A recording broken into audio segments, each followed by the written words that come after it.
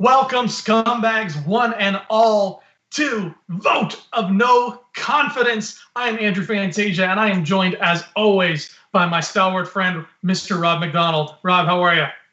I'm great, Andrew. Here from my mobile studio this time. Just here in my beautiful car. Only So, I Rob, call it my beautiful car. Yeah.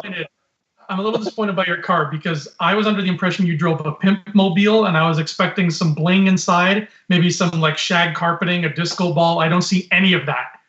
What's Well, going the on? disco ball comes in at nighttime. That's Okay. you gotta have the right setting for the disco ball. Okay, good. As long as there's a switch that turns that on, because when I'm in that car, I want to see some swank happening.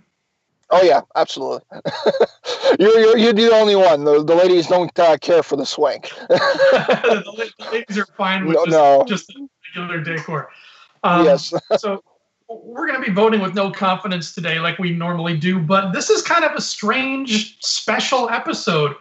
If you've seen our show before, you know that there is a coin that sort of leads us around by the nose. The coin gets flipped, and once that coin is flipped, it tells us what side of a debate we'll be fighting for. But that's not the case today, is it, Rob? No, it isn't. Today we broke the coin because now we choose our own fates in this duel of the fates. It's going to be a little different. You know, we're chucking the rules out the window. We're pulling a Kylo Ren, and we are just going out there and embracing the dark side for a little bit. So what James did was he didn't pick a side for us this time. He didn't flip a coin. He just said, Rob, you debate what you think the answer is, and Andrew, you debate what you think the answer is.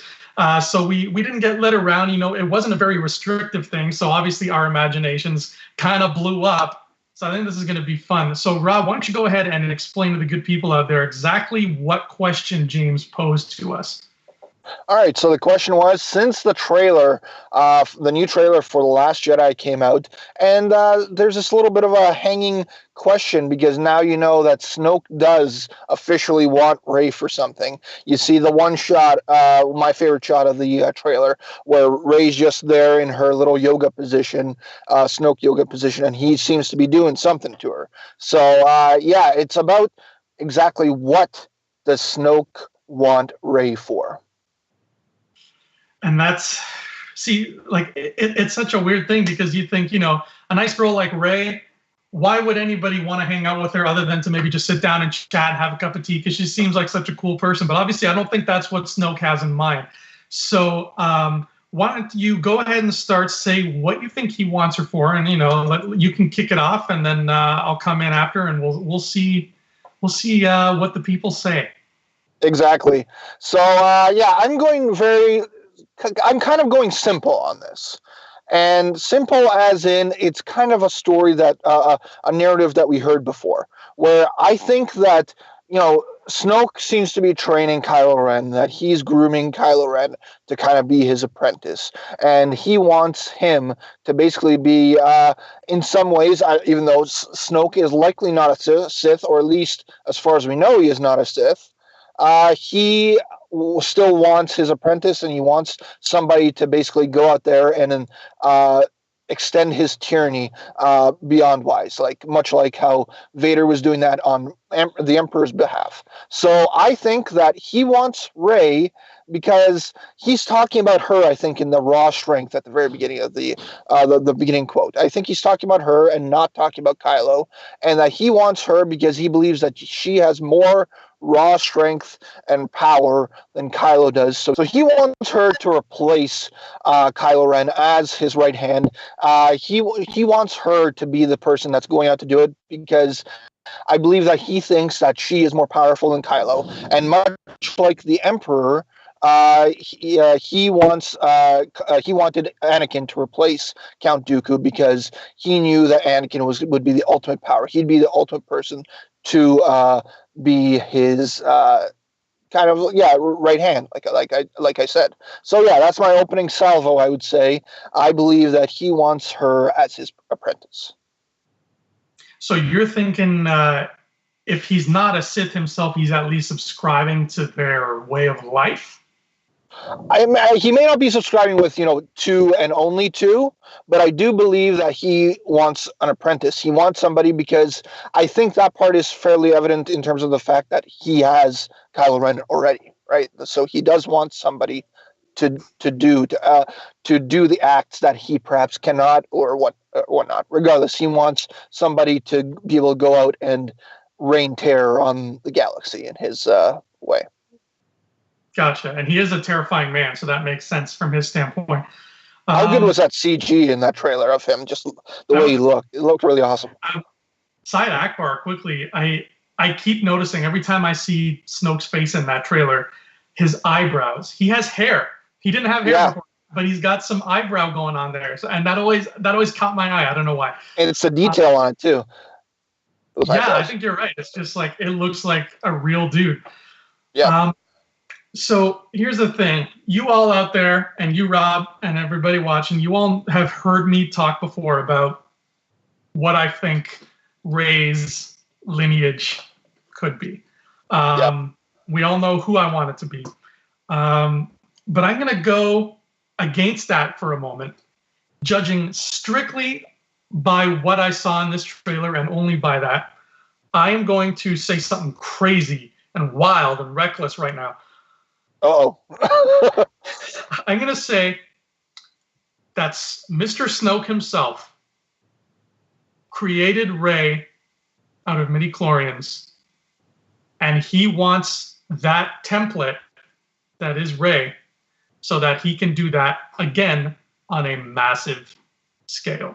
I'm talking Lego playset, build your own Star Wars galaxy and rule it yourself. That's what Snoke wants to do. He wants to make little midi-chlorian miracle babies and little midi-chlorian planets, everything. He wants his world forged by his own hands. I mean, it's one thing to rule a galaxy, but it's another thing to be basically the god of a galaxy. And that shot in the trailer is the reason I'm taking this crazy, weird route that I normally don't subscribe to, because just the shot of Snoke, holding out his hand, and Rey is bent in that position that is so uncomfortable. I mean, that poor girl she's not going to sleep well that night. Her back, regardless of whether she gets out of there okay. It's Snoke yoga. That's what it is. That's not pleasant on any spine. So she's bent over, screaming in pain. The way we see her contorted is a way we've never seen a person manipulated by the Force before in all of Star Wars. And I think that the reason she is so far into Snoke's clutches at this point is because he literally made her. And this isn't just a case of somebody using the Force to push somebody or using the Force to make somebody freeze in their tracks. This is a case of, I created every little building block of your body, and I'm going to show you how powerful I am by bending it literally to my will and showing you that I have 100% control of every molecule that makes up the person that is you. And all I have to do is that, and you can fall apart in a heartbeat. So do what I say, and we're going to make 1 billion people like this, and I'm going to rule them. Wow. Okay, yeah, that was definitely different than what I was expecting. I was kind of thought that you were going to go the Palpatine route on this thing. So yeah, you threw me for a loop. That's very interesting. Yeah, just taking into, it's really a theory that's, I guess, focusing on that shot and then what that shot means. So, how do you think Kylo Ren really then factors into this plan of Snoke's? My question. Kylo Ren, I think, is a means to an end. He is a link to the biggest threats to Snoke's plan, being Leia, Luke, Han, the Resistance. These people have been known to take on, the most powerful Sith Lords in the galaxy and wipe them out. He knows that if he's going to try doing what he's doing, he's going to get rid of them. Otherwise, they're going to stand in his way, and they are going to put a wrench in his plans. I mean, Starkiller Base, that wasn't cheap. He probably spent a lot of time and money on Starkiller Base, and look what happened. they got in his way and they blew it up. So I think he was smart to go after Kylo, because Kylo is A, very powerful, B, very easily malleable. He's amenable to coercion, we've seen, and C, he has links to all these people. He has links to Luke, Leia, and Han, who are basically the most powerful people in the Resistance, as far as we know. I still don't know who the Chancellor of the New Republic is, or if there even is one at this point. But so he is going for the throat, and by getting an inside man, by essentially having a guy with all these connections who works for him now, he can say, "Look, I've got pretty much one of your most powerful people in my pocket. Stay out of my way, or I'm gonna kill you. Like, I have a means to. I have your son, and he knows where you are and how to bring you down. So don't F with me, or I'm gonna F right back with you." So yeah, okay, that's interesting. That is yeah, he's pretty much a hostage, I guess you're kind of saying, for Snoke. But so the factor that I think that kind of makes me think that he does want her to turn to the dark side is that another big narrative within that trailer was the fact that, and even in the first trailer, is that Rey does seem to be kind of being drawn to the dark side in some type of way, right? Whether it was her line from like the very first trailer, it's like she sees light and she sees darkness, so she sees both sides right now. And it seems like, in a way, that the way Luke seems to be kind of pushing her away in this new trailer, and to a certain degree with his line, "The Jedi must end," in that one, seems to make me think that she is going to the dark side and that she's going to be pulled that way. Hence her, reaching out to Kylo at the end of that trailer, the big cliffhanger, right? And so I do feel like this seduction from Snoke is going to be a big factor, I think, in this movie. That it's going to be more than just her going there to be curious about it. It's going to be where she's going to get a full-on seduction from him to be on the dark side, to join him in some type of way. I do feel like that storyline is going to come in a way. I don't know. She could. I'm just speaking where the question is, what does Snoke want with her, right? Not what will actually happen to Rey, right? So she could still have her big Luke moment. You failed, Your Highness. I am a Jedi like my father before me, or like the past Jedi before me. She could still have that moment, but I do believe that is what he wants from her. I do believe that he wants her power, because her raw power is one of the very big factors. And it could be, maybe he did create her out of midi-chlorians, but also that the amount of times that you said midi-chlorians in your opening statement kind of scares me to think that if they would go that full route, knowing how much midi-chlorians still seem to be a controversial topic within the Star Wars fandom. When you said that Rey is going to be heavily seduced by Snoke, all I pictured was her walking into like a room and he's leaning against the bar like, "Hey, baby, you like my robe?" Yeah, as long as he doesn't go Harvey Weinstein on it, it'll be. We don't need that storyline in Star Wars, please. No, we do not. No. You're right. Midi-chlorians are a touchy subject. I mean, you say those words to the wrong person and you get a very dirty look if you're lucky, and a lot of dirty words if you're not. There is a way for them to get around that without actually saying the word midi-chlorians. There is a way for them to introduce this concept of a forced baby, a immaculate conception, without actually saying the dirty word. And I think that when they set out to make these new movies after the buyout and all, I think that there was at least one person on the creative team, maybe JJ, because he's a fan of this, but it could have been somebody else, who looked back at the 6 Star Wars movies we already had and said, what unanswered questions there can we bring back? And if not answer them, then at least shed some more light on them. And the two that always come to my mind are, there is another, possibly meaning somebody who's not Leia, or the whole fact of Anakin being just born like that. And I think that is something that somebody in the writer's room at some point between 2012 and right now, somebody in those endless meetings must have said, guys, Anakin is Force Jesus. What does this mean for the universe? Like, somebody had to have had that conversation, sparked a conversation, and out of that gotten an idea for, okay, well, maybe it means this, and now we can start introducing XYZ. So given that Snoke has the Force now, I think it's pretty much a sure thing now that we've seen him doing that a little bit and some bending.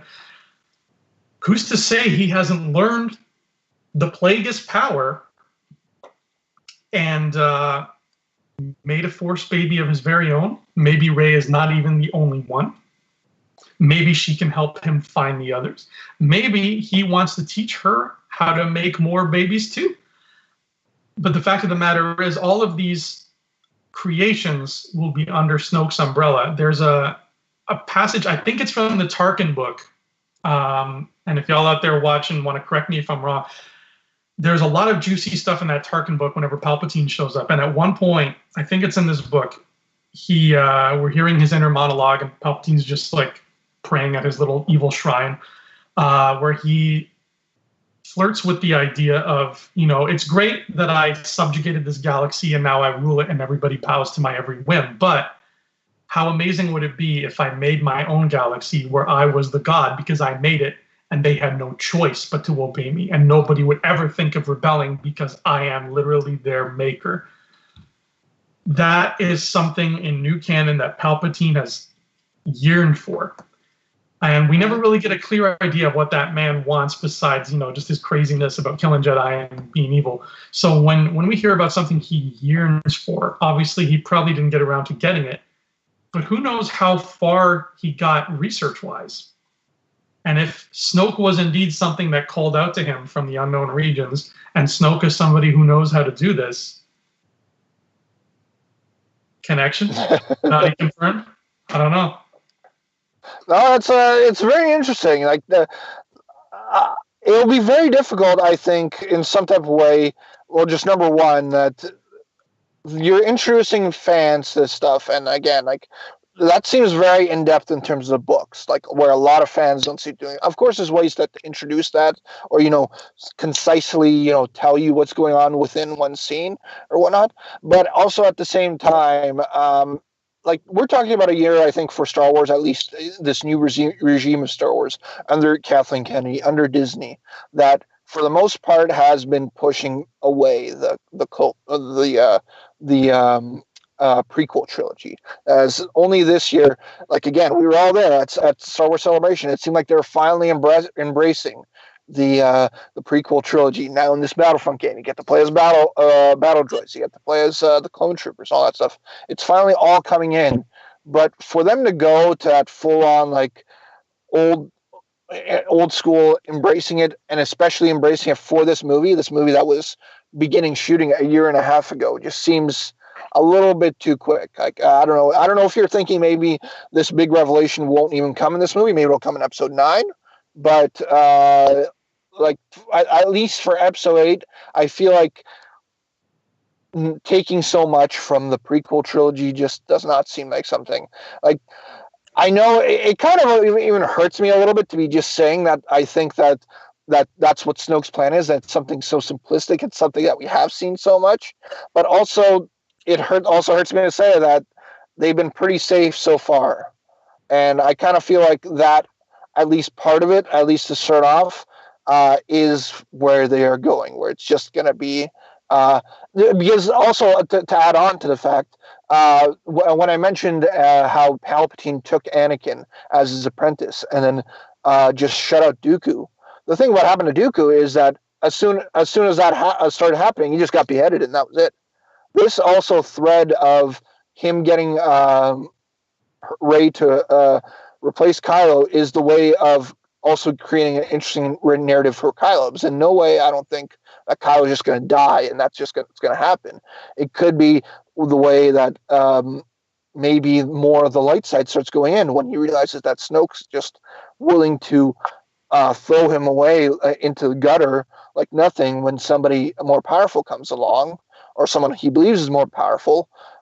is an interesting story to do because you never really got to do that with Dooku, and it seemed like maybe they were going to get to that storyline with Vader and Luke if Palpatine had actually seduced Luke and made him his apprentice. Well, how would Vader react?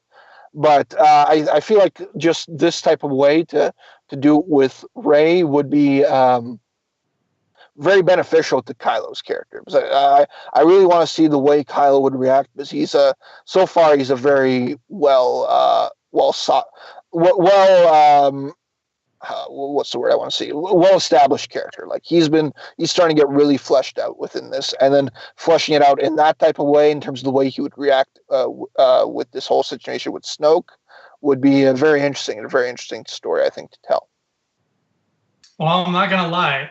The thought of Kylo maybe stepping away from the dark side and maybe changing those robes to white robes and exchanging his red crossguard for a green one, that sounds like that would look pretty badass. So I wouldn't complain if that happened, but I think I'm sticking to my midi-chlorian guns here. I mean, we were so sure at one point or another that, like before we saw Force Awakens, that Snoke was going to be Plagueis. Everybody in our little heart of hearts wanted that. Yeah. Point, even if it was only for a microsecond. So who knows? Maybe they're not giving us Plagueis, but maybe they are giving us his spiritual successor, somebody who can take the building blocks of life and create life, as Palpatine once so eloquently put it. So my money right now, just based off that little yoga Snoke thing that we saw, is that Rey is made of the Force, and he wants more of that. Lots more. He wants to start rolling out the production lines and make a Force baby factory, just like Geonosis, but more magic. Yeah, just make it into a big chain. He wants to go galaxy wide with this Exactly. serum. He's Perhaps. franchising that. He's franchising the midi-chlorians. But folks, you are. It's up to you now. You got to vote. And this is obviously, it's not a two-sided debate like it normally is. This is just two opinions out of possibly dozens, if not more. So chime in. Let us know if you think either of us has a point or if you think both of us are insane and we need to lay off the sauce. I'm sure there's a bunch of you out there who have your own ideas of what Snoke wants with Miss Rey. Let us know. Let the world know. And hopefully Rey gets out of it okay. I don't want her to get hurt by this evil Snoke monster man.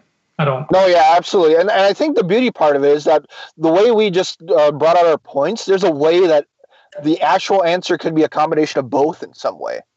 That would be maybe the most interesting thing, that we could go out of that movie and just high five each other. We're like, we're both right, kind of, which would be really cool. Yeah, we'd be like, double team. Or maybe Snoke just thinks, maybe he saw Force Awakens and he's like, that girl has really well kept eyebrows. I want to learn that secret because mine are kind of out of control. So maybe that's what he wants. We don't know yet. He's like, what magical skin cream were you using on Jakku? Like, your skin is perfect, regardless on being in this big sunny planet all the time with not much shade.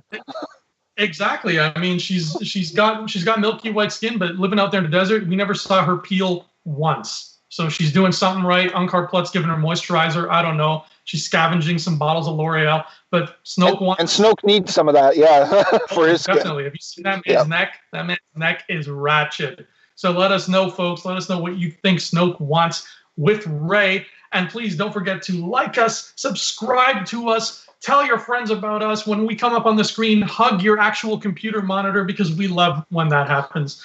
Please give us videos of those too. That'd be amazing. Of hugging your screen. Yeah, so you can find me at Robert E. McDonald on both Twitter and Instagram, and also the Stardust app. Again, download it. Cool reactions. The trailer just came out. Download the app. React to the trailer. You get up to 30-second reactions. So it's really cool and really fun, and it's quick and easy. That's the best part.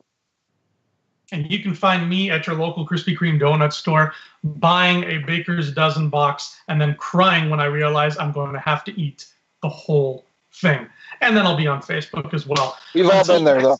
I know we have, right there. God, they're so good. Until next time, scumbags, we will see you next time on Rebel Scum Podcast. Hey, scumbags. Thanks for watching. Don't forget to give us a thumbs up on our video. As always, please subscribe to our YouTube channel, Rebel Scum Podcast, for all the latest videos.